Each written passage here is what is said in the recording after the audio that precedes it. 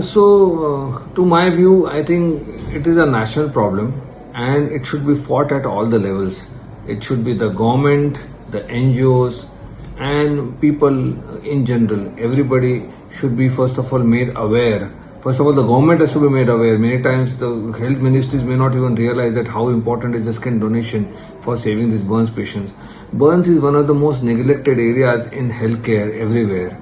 In India especially, there are very few burns units, there are very few skin banks. We have got so many blood banks, but you will find very few skin banks. We have got only 4 skin banks in Mumbai, which is the maximum in all over the country. One is at KEM Hospital, one is at Sion Hospital, one is at Masina Hospital, and one is at Airavali National Burn Center. So we have got only 4 skin banks of such a big Mumbai city, and this is the maximum number of skin banks in any city. So imagine Delhi has got only 1 skin bank. We require lots and lots of skin banks, and there has to be a big skin donation drive with multiple social programs.